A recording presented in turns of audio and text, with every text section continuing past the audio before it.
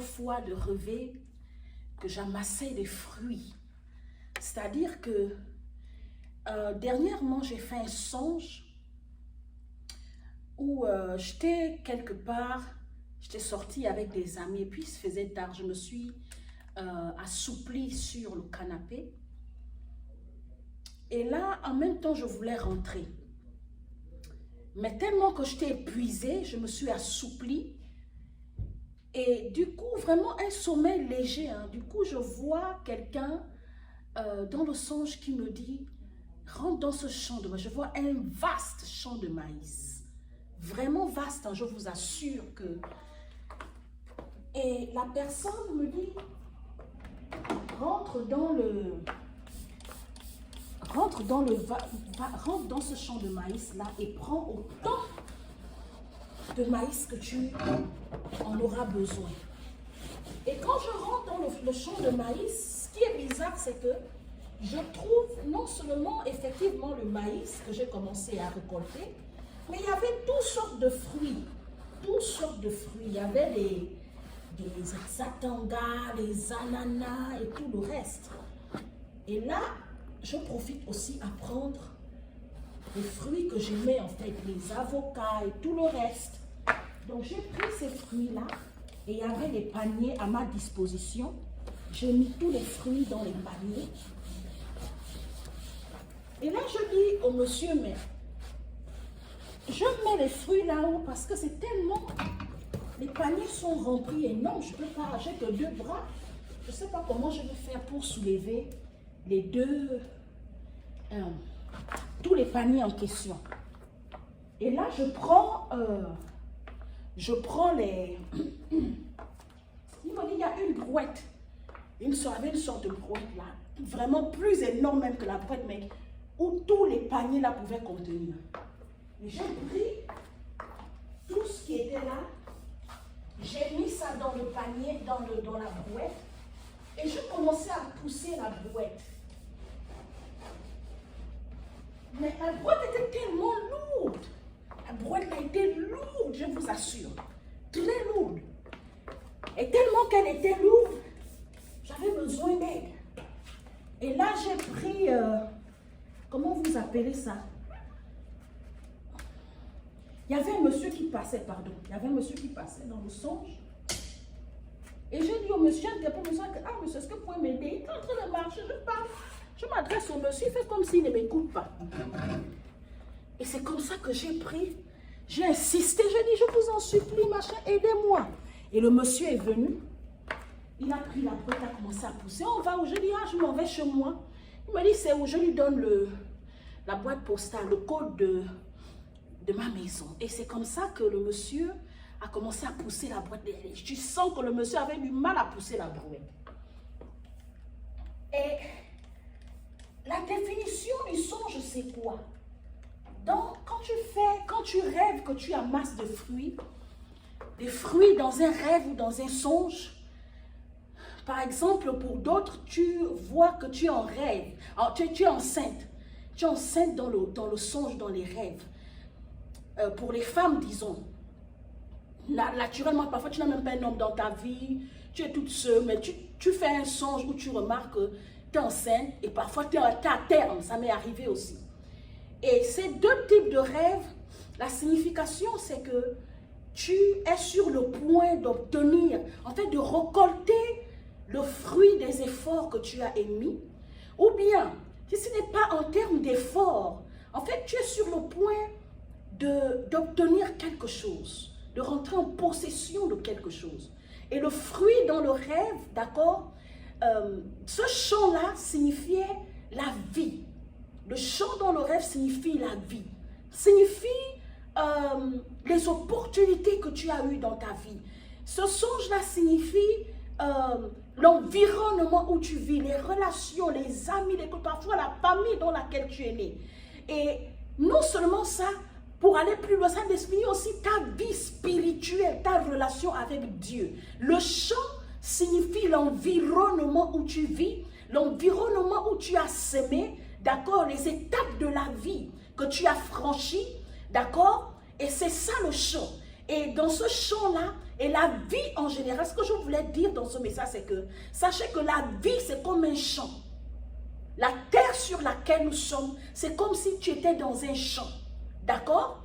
La vie dans laquelle tu te trouves aujourd'hui, tu respires. Quand tu vas regarder ce message, d'accord? Peu importe qui tu es, le lieu où tu es, la terre sur laquelle tu es, le souffle de vie que tu respires, la vie que Dieu te donne, c'est comme si tu étais dans un champ.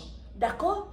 Et tous les efforts que tu émets, que ce soit les services que tu rends, que ce soit en termes sur le plan professionnel, que ce soit dans les études, dans les relations, dans le mariage, le foyer, à l'église, la vie chrétienne, la vie spirituelle, la religion, peu importe ce que tu émets comme effort, d'accord, tu es comme si tu étais dans un champ, et le fait que tu sois en vie, c'est comme si tu es en train de planter. Pendant que tu sois en vie là, tout ce que tu émets comme effort, tu es en train de planter, de semer, de semer, de semer. Donc, tu te dis, tu pries, Dieu ne te répond pas. Tu te dis, ah, depuis là, je fais les dons, je fais du bien aux gens, je fais du bien aux gens toute la vie, mais personne ne me répond. Tout ce que tu émets comme effort, éduquer les enfants, investir dans le mariage, investir dans les relations, au travail, depuis que tu travailles, tu n'as pas de promotion. Peut-être, je ne sais pas ce que tu fais dans la vie, tu vas à l'école, mais tu ne vas pas à l'école, tu ne fais rien, mais tu aimes aider les gens. Tu es une femme travailleuse, tu es un homme travailleur. Et tout ce que tu es en train de faire dans ta vie, c'est, tu es en train de semer. Ta vie, c'est un champ. Et tout ce que tu émets comme effort, les services que tu rends, le bien que tu fais aux gens, d'accord, c'est une forme de semence, d'accord. Et un jour, tu vas récolter tout ce que tu as semé. Et quand tu fais le songe ou le rêve, ou une vision, que tu es en train d'amasser des fruits, bien quelqu'un vient te donner des fruits, d'accord, tu récoltes quelque chose que tu as semé quelque part. Parfois que tu as oublié, d'accord? Quand tu rêves que tu récoltes des fruits dans le rêve, parfois, c'est les réponses à tes prières.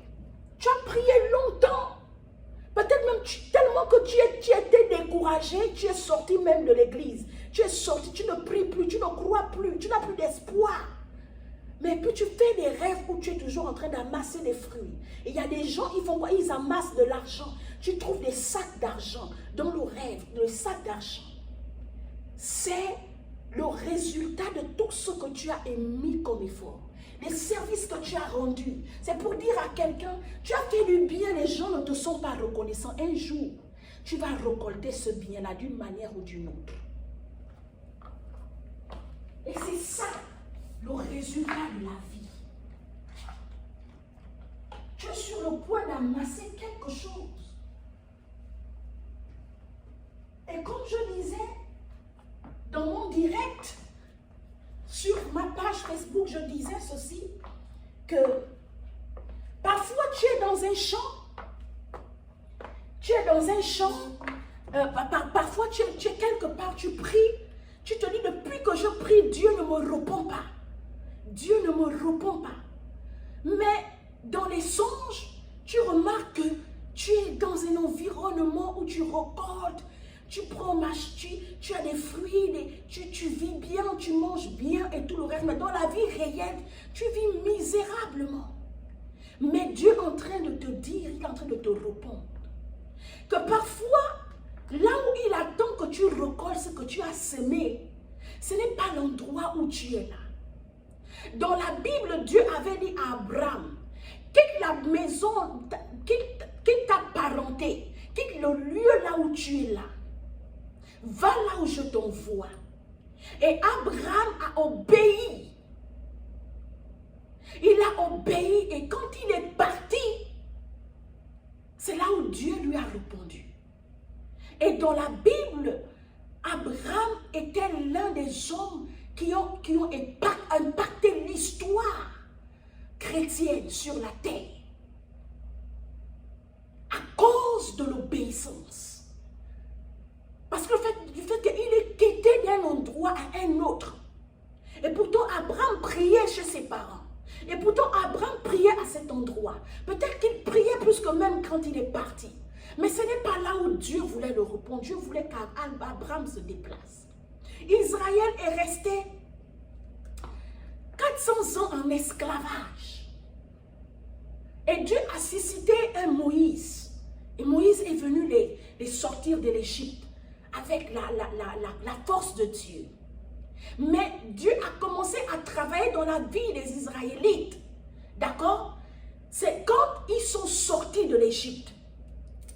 Parce que Dieu ne pouvait pas travailler avec les Israélites pendant qu'ils étaient sur une terre infertile, une terre improductive, une terre qui ne produit pas. Parfois, tu es à un endroit là où c'est pas là où Dieu veut te répondre. C'est pas là où Dieu t'attend. Parfois, tu es dans une relation. Je vais aller un peu plus loin, je vais monter le niveau. Parfois, tu es dans une relation. C'est pas là où Dieu t'attend. Parfois, est-ce que vous savez qu'il y a des choix qu'on fait dans la vie? Ce n'est pas des choix que Dieu attendait de nous. Mais nous-mêmes, on s'est entêtés à faire un choix jusqu'à même se marier. Parfois, tu te maries avec quelqu'un. Ce n'est pas là où Dieu t'attendait, mon frère. Ce n'est pas là où Dieu t'attendait, ma soeur. Tu te retrouves malheureux, improductif. Ta vie ne bouge pas. Tu es sur une terre desséchée. Tu es sur une terre infertile. Tu es sur une terre qui ne produit pas.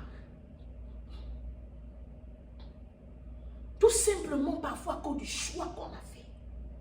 Comment expliquer que, alors que le mariage, la vie à deux, doit être quelque chose où tu es soulagé. Quand tu vis avec quelqu'un, il y a un soulagement parce que vous vous entraînez. Mais c'est quand tu es dans la vie à deux que tout se complique, que tout devient difficile, que ta vie devient bizarre. Parce que si tu n'es pas sur une terre fertile, tu es sur une terre aride, tu es sur une terre stérile. Et tant que la terre est stérile, elle ne peut pas produire du fruit. Donc, deux choses pour avoir une vie productive, une vie bénie. Avoir une relation productive et bénie. Même si tu as déjà rencontré, tu es dans une relation et puis les choses sont stériles, les choses ne bougent pas, les choses sont bloquées. Ce qu'il faut faire, allez-y voir quelqu'un qui va prier pour vous, qui va vous faire des délivrances. Les autres font quoi? Ils vont se faire initier. Chez les musulmans, avant de se marier, qu'est-ce que l'homme fait? Ou les parents, ils vont consulter les marabouts, les génies, pour voir est-ce que la femme ou l'homme avec qui je me mets là, est-ce que cette relation-là va nous apporter le bonheur? Chez les chrétiens, ils font quoi? Ils consultent Dieu. Seigneur, est-ce que la relation dans laquelle je suis, est-ce qu'elle va m'apporter le bonheur? Est-ce que cette relation est dans ton plan pour ma vie? Est-ce que c'est dans ta volonté cette relation? Et si tu es déjà dans ce type de relation, va voir quelqu'un qui va t'aider, qui va prier pour vous. Moi, quand avant de me marier, d'accord, j'ai eu la grâce que j'étais déjà dans une église. D'accord? Et les responsables de l'église, les anciens de l'église, ont prié pour mon mari. Il est passé par les temps de prière. Il a accepté le Seigneur. Il a rompu avec les anciennes alliances, les anciens mariages qu'il a eus, les anciennes relations qu'il a eues. Il a rompu. Dieu a brisé tous les liens négatifs, les alliances anciennes qu'il avait contractées dans ses anciennes vies. Et moi aussi, j'ai fait le même. Dieu a prié pour moi. J'ai renoncé à toutes les alliances que j'ai tissées dans l'ancienne vie, les anciennes vies que j'ai eues. On est passé par des temps de prière, de suivi, de délivrance. Et quand vous passez par ce temps, ça ne veut pas dire que dans le mariage, dans le couple, il n'y aura pas de problème. Non, ça veut dire que quand il y aura des problèmes, quand les vents, les tempêtes, les circonstances vont se lever dans votre couple, quand il y aura les vents, les circonstances vont se lever dans ta vie, sur le plan professionnel, scolaire, spirituel, familial, quand tu vas appeler Dieu, Dieu va se rappeler, d'accord, qu'il y a un signe. Il y a une alliance qu'il a tissée avec vous. À cause de sa fidélité, il va venir répondre à ce problème. Il va venir résoudre le problème. Parfois, vous priez un couple, vous priez dans un couple, tu pries pour ton couple, tu pries pour ta relation. Tu vois que les choses ne bougent pas. Parce que tu n'as pas laissé Dieu entrer dans ta relation depuis le début. Parfois, Dieu te regarde. C'est ton choix, ma fille, c'est ton choix, mon frère.